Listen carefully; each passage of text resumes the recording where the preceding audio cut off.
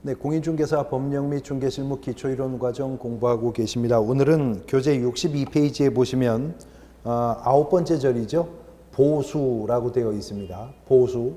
개업공인중개사가 실질적으로 여러 가지 의무와 책임을 부담하고 손해배상 책임의 위험 부담까지 감수하면서도 부동산 중개업을 영위하는 목적은 돈을 벌기 위해서죠. 보수로 보수 청구권이 인정되기 때문에 그렇습니다. 근데 문제는 우리가 금지 행위에 대해서 앞서서 공부한 적이 있었었는데요. 공인중개사법 33조가 모두 7가지 금지 행위를 규정했었고 그 중에 세 번째 금지 행위에 이런 말이 있었죠. 사례, 증여, 그 밖에 어떠한 명목으로든 법 32조 3항이 정한 중개 보수 또는 실비를 초과하여서 금품을 받는 행위를 금지한다라고 하는 규정이었습니다. 결국 개업공인중개사가 중개와 관련해서 의뢰인에게 받을 수 있는 보수의 명목은 중개 보수와 실비뿐이다. 그 외에는 사례, 증여, 그 밖에 어떠한 명목의 금전도 물품도 수수하는 행위가 금지가 된다는 것입니다. 자, 먼저 중개 보수 실비 중에 실비가 비교적 내용이 간단하기 때문에 실비부터 정리를 해보고 나서 그 다음에 법정된 중개보수 청구권에 관한 부분을 언급해 보려고 합니다. 공인중개사법이 중개보수 외에 개업공인중개사가 의뢰인에게 받을 수 있는 유일한 명목의 금원으로 실비라고 하는 것을 인정하고 있는데요. 현행 공인중개사법이 인정하고 있는 이 실비라고 하는 것은 두 가지 종류의 실비가 있습니다. 첫 번째는 당해 중개대상물의 권리관계 등의 중개대상물의 권리관계 등의 확인에 소요되는 비용으로서 실비를 개업공인중개사가 중개보수 외에 별도로 받을 수 있다는 것이고요. 이거 외에 실비의 명목으로 인정해 주는 것은 앞서서 우리가 계약금 등의 반환채무 이행보장이라는 제도를 공부한 적이 있었죠. 만약에 계약금 등이 개업공인중개사의 명의로 예치가 되게 된다면 그 계약금 등의 예치에 소요되는 비용이 또 별도로 발생할 것입니다. 이거 실비로서 인정을 한다는 거죠. 그래서 공인중개사법이 인정하는 실비라고 하는 것은 권리관계 등의 확인에 소요되는 비용으로서의 실비와 계약금 등의 예치에 소요되는 비용으로서의 실비, 두 가지 명목의 실비가 있는데요. 어떤 명목의 실비냐에 따라서 본법은 그 비용 부담자를 정하고 있습니다. 그래서 권리관계 등의 확인에 소요되는 비용의 실비는요, 매도, 임대, 그 밖에 권리를 이전하고자 하는 의뢰인, 이전 의뢰인이 그 소요 비용을 부담하도록 규정을 했고, 계약금 등이 예치가 되면 매수 임차인 등이 계약 이행 과정에서의 사고를 예방할 수 있게 되겠죠. 그러니까 계약금 등의 예치에 소요되는 비용의 실비는 매수, 임차, 그 밖에 권리를 취득하고자 하는 의뢰인이 그 비용을 부담하도록 이렇게 정하고 있다는 거죠. 그래서 실비는 두 가지인데 권리관계 등의 확인에 소요되는 비용의 실비는 이전 의뢰인이 부담, 계약금 등의 예치에 소요되는 비용은 취득 의뢰인이 부담을 한다는 겁니다. 이에 비해서 중개보수, 실질적으로 개업공인중개사가 이윤을 창출하는 부분은 보수죠. 실비는 소요비용, 투입한 비용을 보존하는 차원의 성격이니까요. 중개보수는요, 공인중개사법이 물건이 주택이든 아니든 간에 개업공인중개사는 중개보수를 거래 당사자 각각에게 받도록 규정을 하고 있습니다. 균분하여 받는 것이 아니라 각각 받는다라고 규정했다는 점 유의하셔야 됩니다. 민법의 관점에서 보면요, 중개보수도 하나의 부동산 매매 비용에 속합니다. 이 부동산 매매 비용이라고 하는 것은 뭐 공증비용, 감정평가 비용, 측량 비용 이런 것들을 부동산 매매 비용이라고 하죠. 그러한 부동산 매매 비용 속에는 중개보수도 포함됩니다. 민법의 관점에서요. 그런데 민법상 그러한 부동산 매매 비용은 균분주의를 취하는 것이 원칙이죠. 측량비용, 공증비용, 감정평가 비용 등이 그렇습니다. 그런데 중개보수는 공인중개사법이 민법의 특별법적 성격을 갖는 법이기 때문에 민법에 우선하여 적용되거든요. 중개보수만큼은 다른 부동산 매매 비용과 달리 균분주의를 취하지 않고 각각 받도록 개업공인중개사가 각각 받도록 허용하고 있다는 거예요.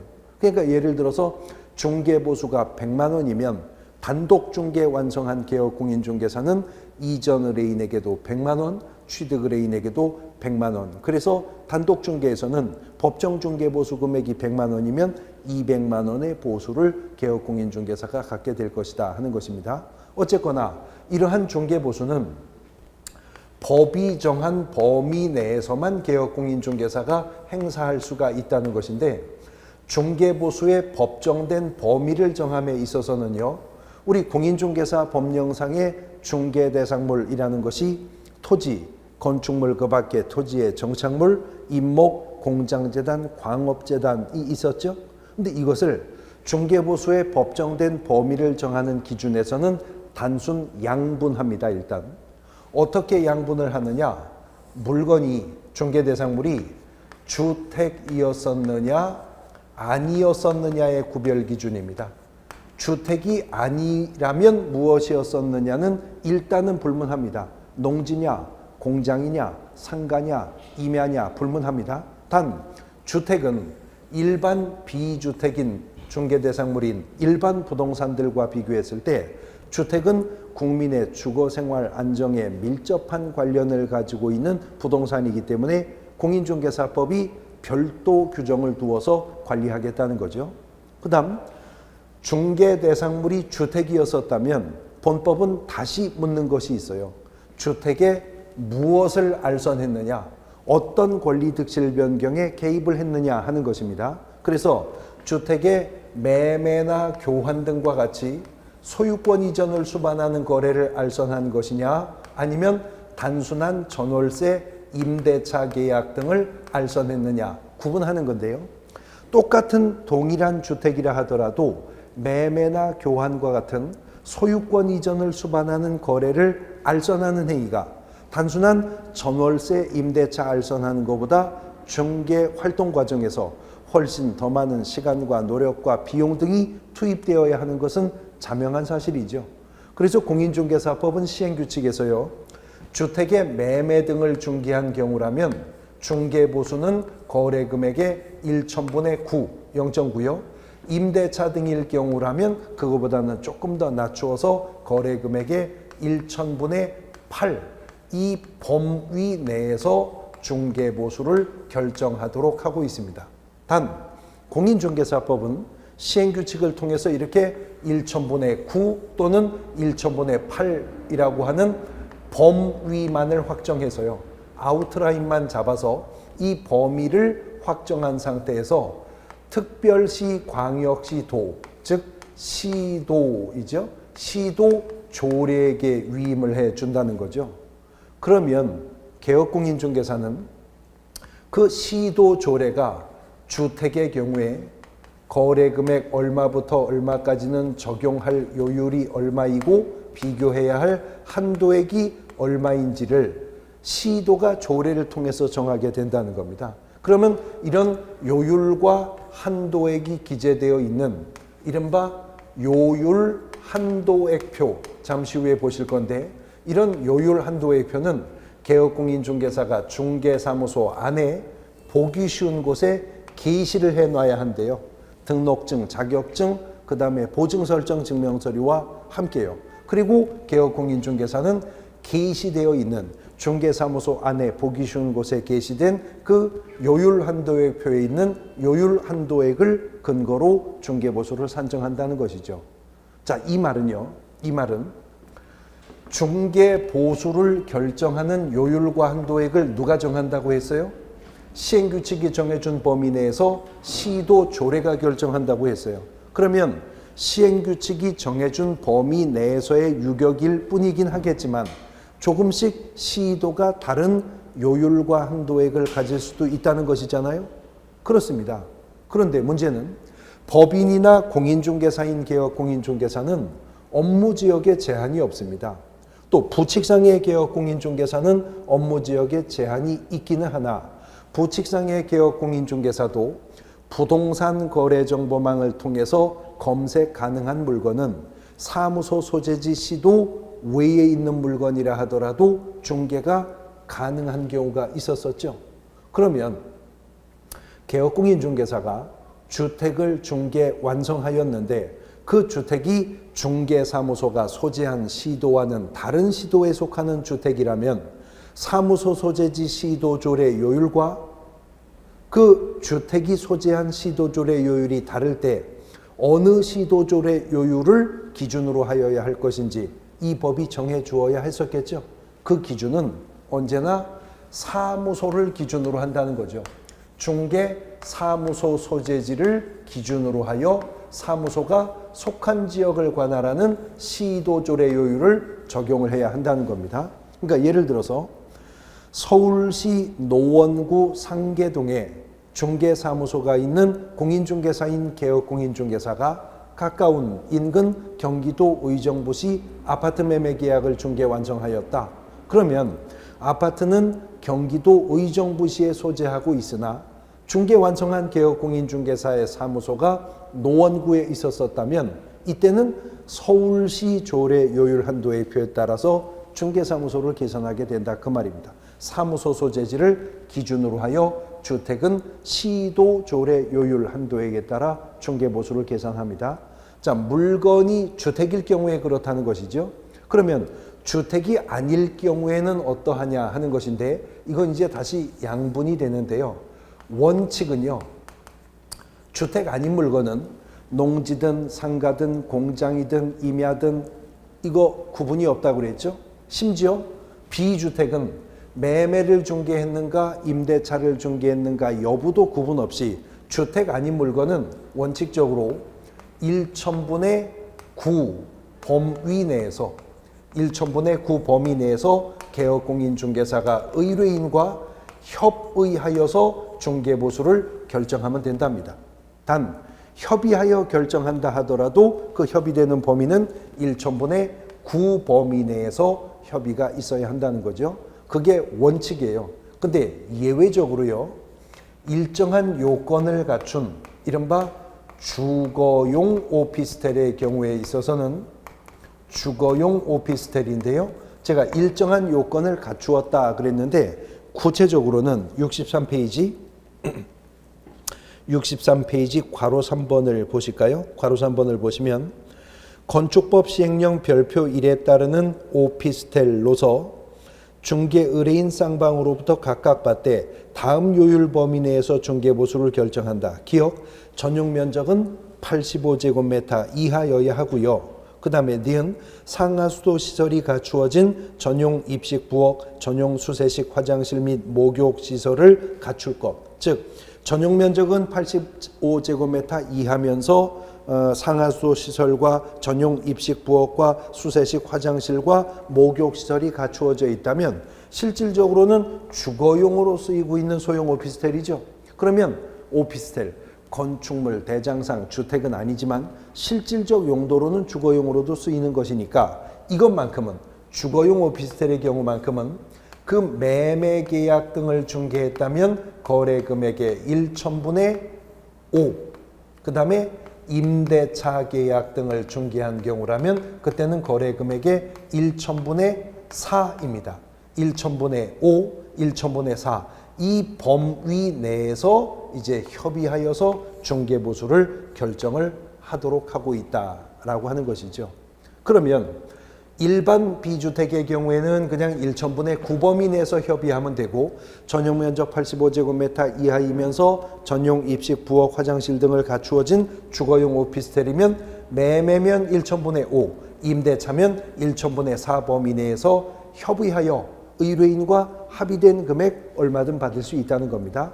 단 개업공인중개사는 협의한다면 이 범위 내에서는 의뢰인에게 중개보수를 받을 수가 있는데 게시되어 있는 요율 한도의 표에다가 개업공인중개사가 비주택을 중개했을 때 나는 법이 이 범위 내에서 받을 수 있다고 했는데 이 범위 내에서 나는 얼마까지 받을 것인지 스스로 희망 요율을 결정해서 게시되어 있는 요율 한도표에다가 그 희망 요율을 명시해야 한다는 거죠.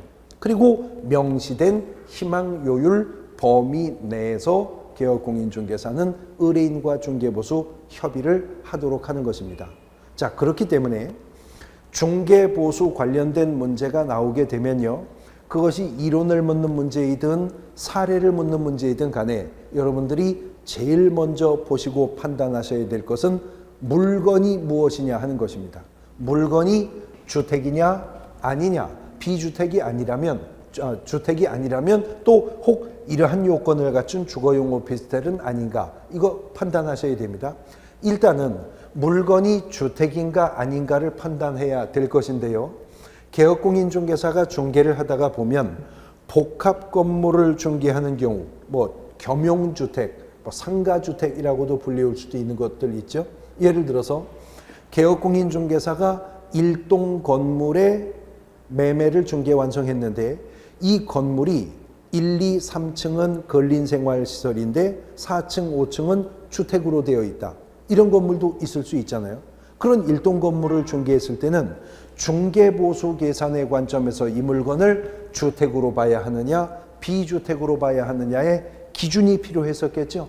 이때는 이 법이 건물의 전체 면적 중에서 주거용으로 쓰고 있는 면적이 얼마나 되느냐, 이걸 기준으로 판단을 하랍니다. 그래서 건물의 전체 면적 중에서 주거용으로 쓰고 있는 면적이 2분의 1 이상이라면 그때는 주택으로서 시도조례 요율 적용하여 중개보수를 계산하고, 그러면 거꾸로 주거용으로 쓰고 있는 면적이 2분의 1 미만이라면 그때는 비주택으로 판단해서 이 범위 내에서 협의하여 중개보수 결정하면 된다는 거죠. 초과와 이하 기준이 아니고 이상과 미만으로 기준을 구분했습니다.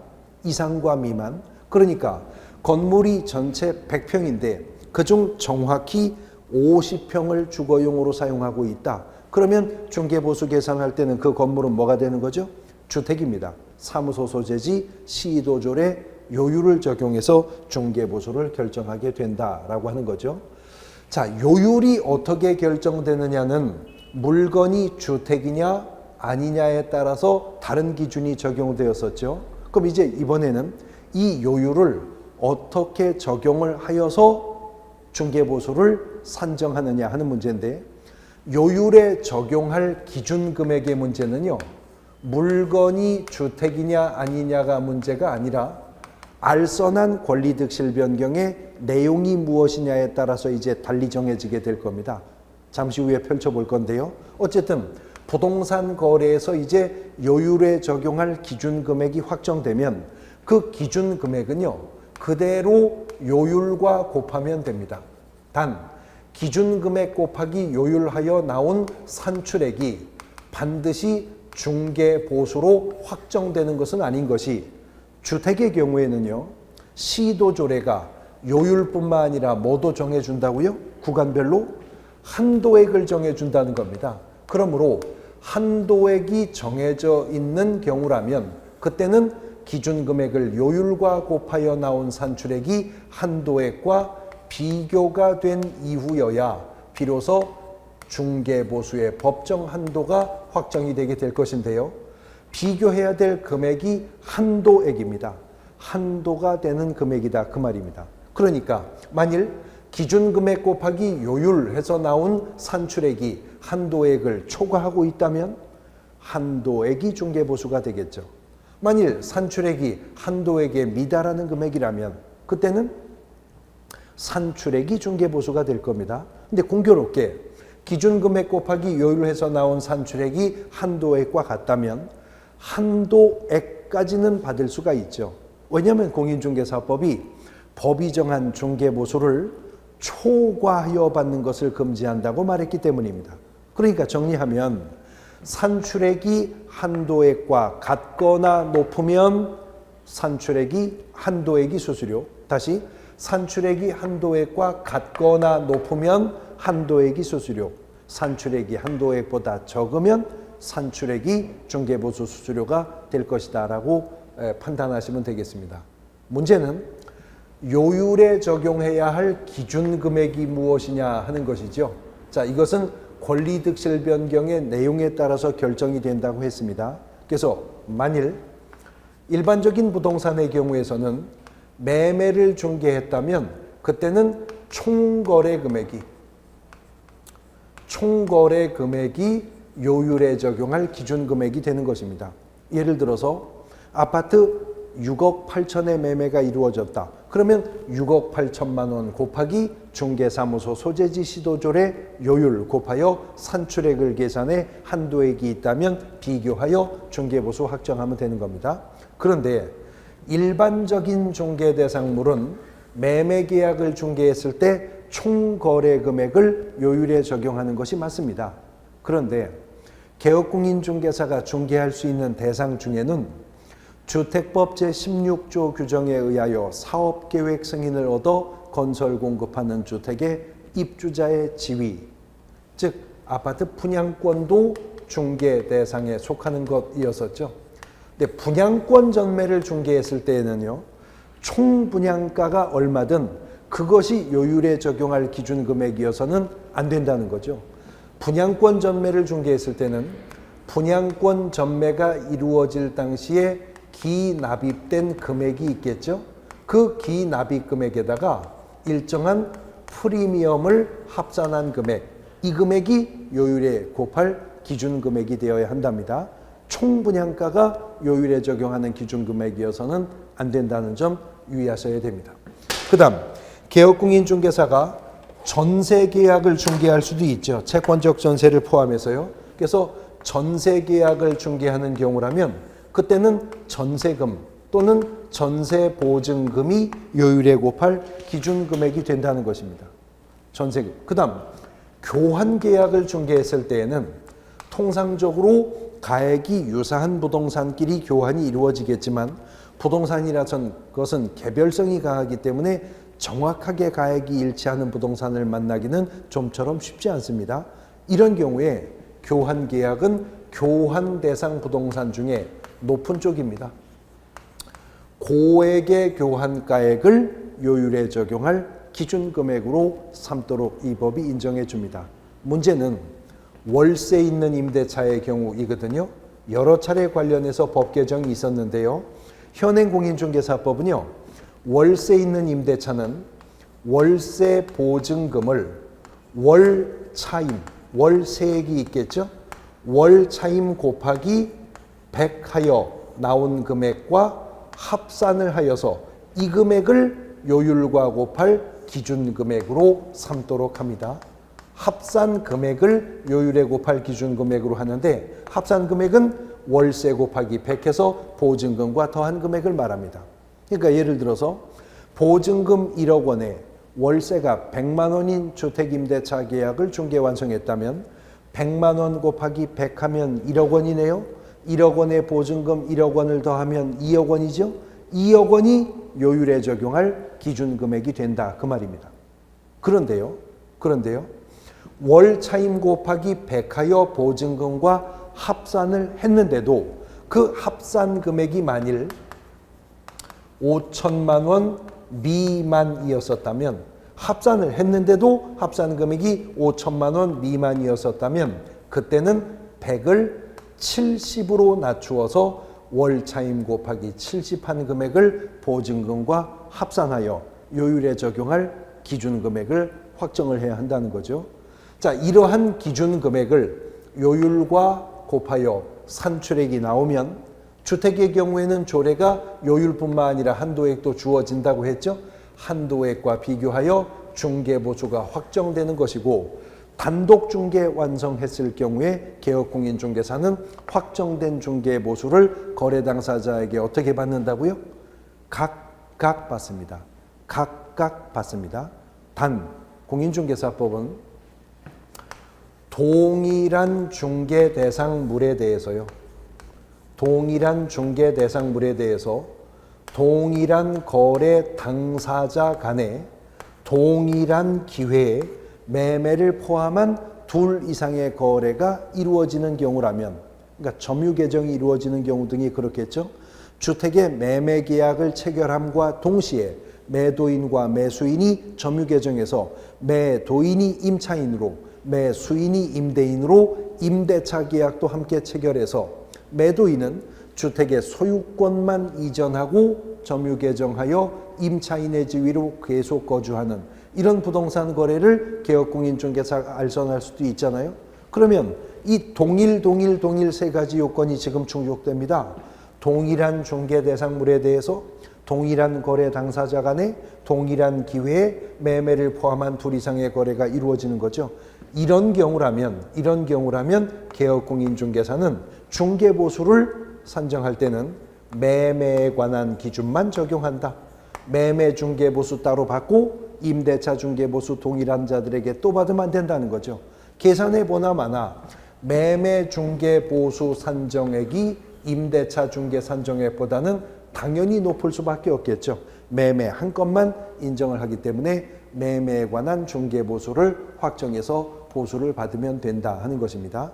자, 이것이 개업공인중개사의 법정된 중개보수 청구권에 관한 내용인데요. 개업공인중개사는 돈을 벌려고 중개업을 하는 자라고 했었습니다.